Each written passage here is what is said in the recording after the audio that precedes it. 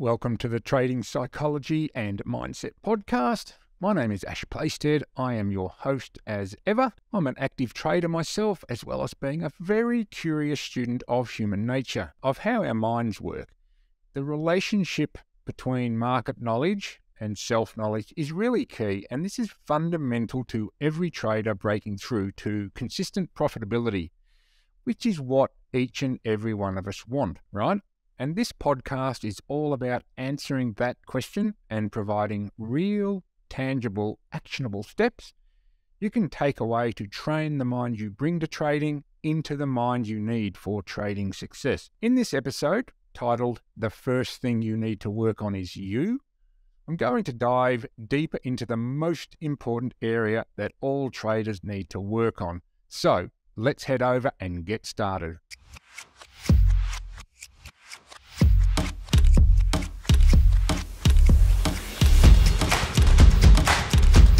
Now, the first task you have to master is you. You have to own that you are causing the problems you are experiencing in trading, hard as that may be. That is what we need to own.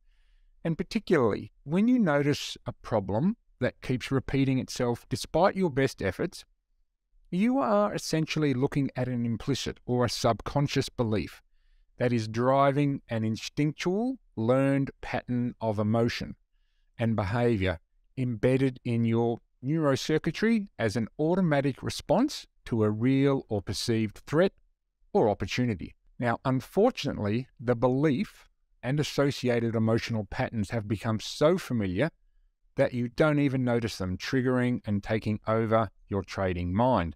These automatic reflexes are not obvious to your thinking brain, right? That is why they go undetected despite the carnage to your trading account or money that gets left on the table, and why they keep repeating themselves. Now, traders, being human, try to fix the trading problem by working harder, by pushing harder, by using affirmations, visualizations, denial, positive self-talk, tapping, NLP, or whatever is currently popular. Now, the problem here is that the thinking brain is not involved. Rather, it is the emotional brain, or what I like to call the caveman brain. The emotional brain does not have a language like the thinking brain. So you are not aware of the presence of the survival instincts of the emotional brain, and there lies the essence of the problem. But you are aware of the outcomes of the emotional hijacking of your thinking brain, right? When you get faced with risking capital to an uncertain future, which is trading. Now, most traders stay stuck in this dilemma in perpetuity and therefore never taste that promise that trading can deliver and does deliver to that small percentage of traders who work this out, that 1 to 5%. Now, what if you could actually look under the hood of your mind and learn how to see how the brain adapts you for survival? Now, it is here where the success formula for short-term survival solutions get wired into habits that later evolve into what I like to call life beliefs. Now, it is these life beliefs that are at the very core of your repeating patterns, and no matter how hard you try, they keep your trading just a shadow of what it can be. So let's take a look at how long-term self-limiting patterns get established in the first place and then creep into your trading performance. So I want to talk about these beliefs that bind you, and I want to do that by running through a case study of a trader that I worked with and still work with. His name is Ravi. I've changed his name to protect his privacy, but I'm calling him Ravi. Now, Ravi is a trader who has over 20 years of trading experience, and it's been a real roller coaster ride for him. He can easily trade his way into a several $1,000s of profit during a trading day, $3,000, $4,000, $5,000 of profits. But the problem is that when he starts making good money, he runs into an absolute brick wall and then loses a chunk, if not all, of his profits. So he doesn't actually blow his accounts up, but he does wound them very seriously. So let me be clear, okay? He is a profitable trader, but if he were able to solve this problem, he would be much, much more profitable and live a very different lifestyle. Now, what's easy to see about this case is that Ravi has a problem about winning, or a problem with winning. So when he starts winning and sees his account, really start to grow, and he gets what I term euphoric, or he feels great about his prospects. Now, any of you traders that have gone through this would understand this feeling of euphoria, about feeling you've got this when you have some success in trading. Now, this is the surface of the problem, okay? His euphoria leads to overconfidence, and overconfidence makes him feel, large and in charge, which leads to poor and irrational trading decisions. Now, his euphoria is fueled by the neurotransmitter called dopamine and its reward chemistry that happens. It also has your brain, or his brain in this case, believing that the good times are going to roll on forever, which takes Ravi way out of the appropriate state of mind needed for disciplined and impartial trading, which is what is needed for enduring success in trading. But again, this is just the surface of the problem. This pattern has been following Ravi around for his entire life. So I want to talk a little bit about where this problem came from in Ravi's life, and I hope you can relate. So you see, he was born into poverty in his country of origin. His family had a very rough time surviving. They frequently did not have hot water, and most of the time other essential systems and appliances needed to run a household, they were either missing or broken.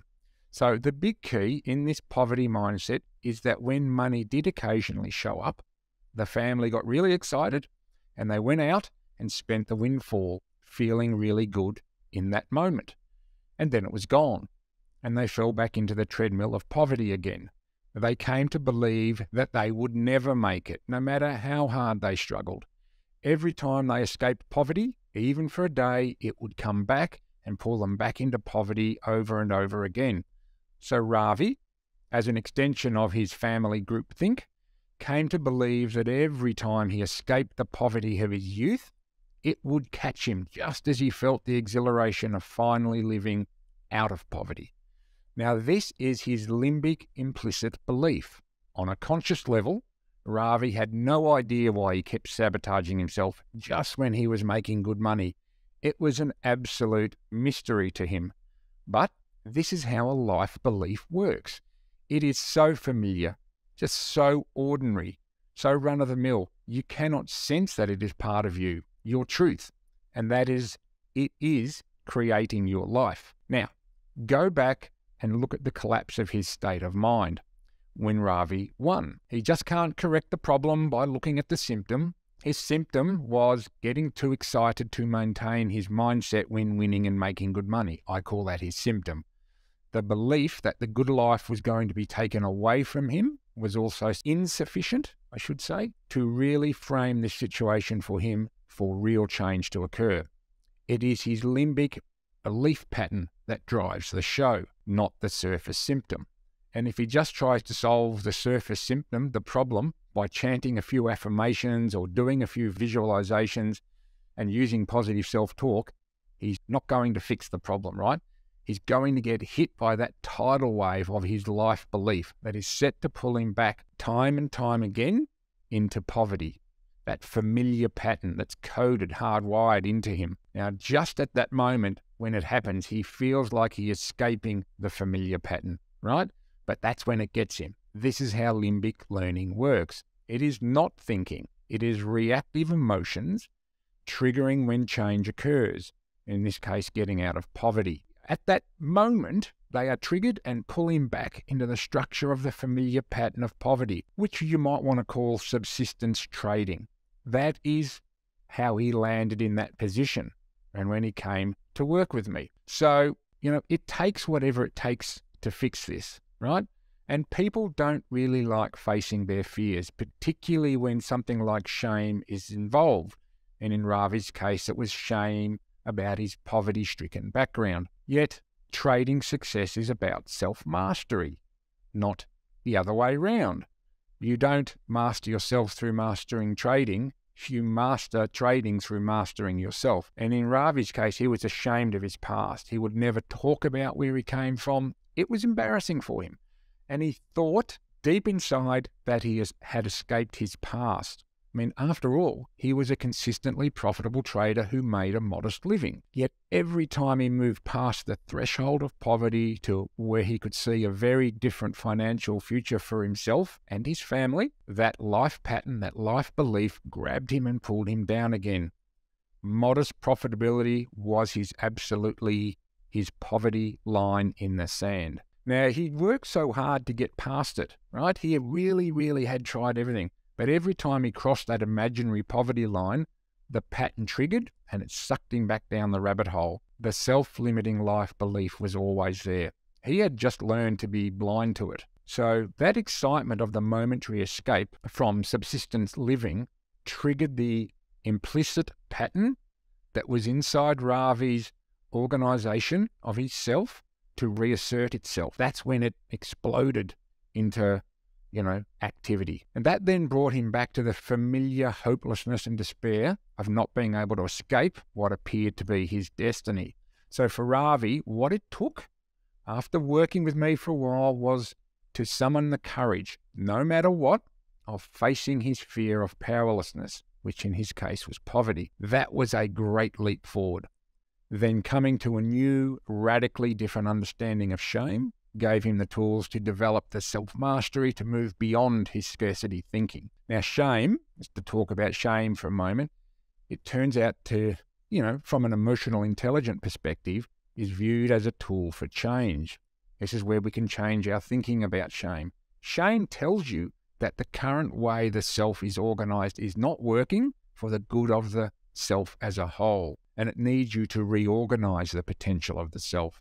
And shame, as an organizing emotion, starts the process of change by disorganizing the construction of the self. That's when you feel so uncomfortable, so that a new organization of the self can then be constructed. So this is good news, right? This uncomfortableness that you can feel when shame is triggered is a sign of where the work is needed. So in Ravi's case, he began using this tool and power of shame to deconstruct the life belief of poverty and scarcity thinking, so that when he started winning, he did not get excited like a kid in a candy shop. Winning became something very different. Winning became a warning sign to become intensely vigilant. By staying vigilant to the emergence of the self-limiting life belief, he was able to stay in a disciplined and impartial mindset and change his pattern response. And after the trading day was over, of course, then he could get excited. But what became very clear to Ravi was that the excitement in trading is not your friend. It was a sign that he needed to maintain order of the self that was focused on performing in the moment rather than winning. Shame had done its job because Ravi had learned to face his fears and shame in a very different way. He knows it now as the path to self-mastery. How powerful is that? So traders, what's holding your trading back? Now is the time to begin traveling down your own path to self-mastery in trading. Take the next step. Find a good mentor you can open up to about this and get started. So thank you, both beginners and experienced traders, for joining me on this episode. I hope you enjoyed it. I truly hope you have found, in equal measure, insight, learning, and actionable advice you can take away into your own life and your own trading. I'll see you on the next episode of the Trading Psychology and Mindset podcast.